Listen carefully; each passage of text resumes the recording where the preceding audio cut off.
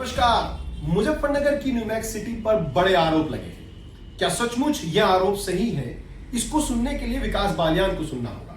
लेकिन सबसे पहले जान लेते हैं कि आखिर क्या क्या आरोप न्यूमैक्स सिटी पर लगे हैं। मुजफ्फरनगर की सबसे बड़ी और सबसे महत्वाकांक्षी टाउनशिप क्या सचमुच 100 एकड़ में बनी है? ये जो आरटीआई विकास बालियान को मिली है, उस आरटीआई के तहत ये 100 एकड़ से भी कम जगह है। क्या एडवर्टाइजमेंट में सब कुछ झूठ बोला जा रहा है? क्या ये जमीन जिससे खरीदी गई उसकी है भी, या किसी फेक आदमी ने आकर जमीन बेच दी है? क्योंकि सेबी का कहना है कि अभी तक बिक्री की कोई जानकारी उनके पास है ही नहीं। इतने बड़े आरोपों के बाद विकास बालियान ने कुछ ऐसे आरोप लगा दिए न्यूमैक्स सिटी पर कि सोचना पड़ रहा है निवेशकों को। जिन लोगों ने वहां जमीन खरीदी थी, जिस समय रजिस्ट्री हुई थी, उस समय तो रजिस्ट्री के लिए न्यूमैक्स को ये मिला ही नहीं था, कानूनी अधिकार ही नहीं मिला था कि वो रजिस्ट्री कर सके। ये हम नहीं कह रहे हैं, ये विकास बालियान के आरोप है।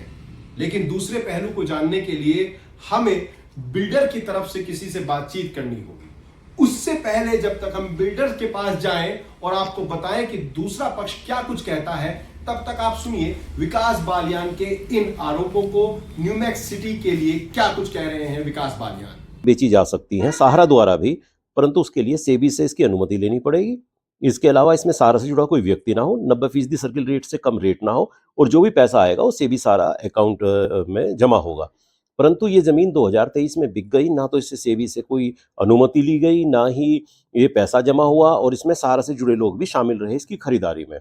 मैंने इसकी जब जानकारी मांगी तो सेबी ने बताया कि ये प्रॉपर्टी आज भी इसके दस्तावेज मेरे पास हैं और ये भी नहीं बिकी। और ये 29 अक्टूबर 2025 को सेबी ने बताया, और उसने 2 आदेश भी उसमें जिक्र किया कि इसके अंदर 4 शर्तें लागू होती हैं। अगर ये प्रॉपर्टी बिकेंगी तो सहारा से जुड़ा व्यक्ति नहीं होगा, हमसे अनुमति ली जाएगी, 90% सर्किल रेट से कम पे नहीं बिकेगी, और ये पैसा सेबी सहारा अकाउंट में जमा होगा। कोई पैसा हमारे पास जमा नहीं हुआ, इसलिए संपत्ति नहीं बिकी है, ना ही हमसे अनुमति ली गई है। जब और मैंने इसके बारे में फिर बाद में जानकारी ली तो पता लगा कि ये पूरी तरह से अवैध रूप से एक आनंद सिंह बिष्ट आके यहाँ पे 17 शैल कंपनियों की तरफ से अधिकृत सिग्नेचरी बने और वो अलग-अलग बेनामे कर गए। यहाँ ये भी कमाल रहा कि जो ज़मीन 307 करोड़ रुपए की 2013 में बताई गई थी, वो अब 100 करोड़ रुपए में बेच दी गई। और इसमें भी अलग-अलग पहलू ये रहे, इनके पास फ्रंट की ज़मीन है, इन्हें मात्र 7.5 लाख रुपए बीघा ज़मीन दी गई, जबकि नेशनल सिक्योरिटी सर्विस और दूसरों का जो सेटलमेंट हुआ उसमें ज़मीन की कीमत जो बिल्कुल बेकार थी और पीछे थी, 25 लाख रुपए बीघा बेची गई। ये तो एक ज़मीन का खरीद फरोख्त हुआ, जिसमें मेरी मांग है कि ये बेनामे शून्य किए जाए, क्योंकि ये करोड़ों निवेशकों का मामला है, जिसमें अमित शाह जी भी उनका पैसा वापस दिलाने के लिए लगे हुए हैं। अभी तक 8,000 करोड़ रुपए उनके वापस हुए हैं और 2.25 लाख करोड़ रुपए बाकी हैं।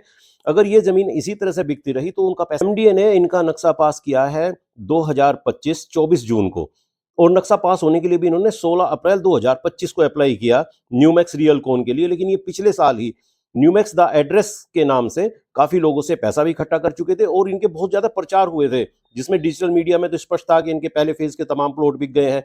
इसके अलावा इनके विज्ञापन आते थे कि जो हमसे 30 सितंबर तक प्लॉट बुक कर लेगा उसे 5 लाख की छूट मिलेगी। बहुत सारी अनियमितताएं थी, बिना नक्शा पास कराए ये सब हुआ कैसे? दूसरा एक और चीज है कि अभी तक ये कंप्लीशन नहीं हुआ है, इसका पूरी तरह कंप्लीट नहीं है, सर्टिफिकेट नहीं मिला। इन्होंने इसके अंदर रजिस्ट्री भी करनी शुरू कर दी है। मेरी जानकारी में है कि इन्होंने रजिस्ट्री करनी शुरू कर दी है, जो पूरी तरह रेरा के नियमों का भी उल्लंघन है, एमडीए का भी उल्लंघन है। आप डीएम कार्यालय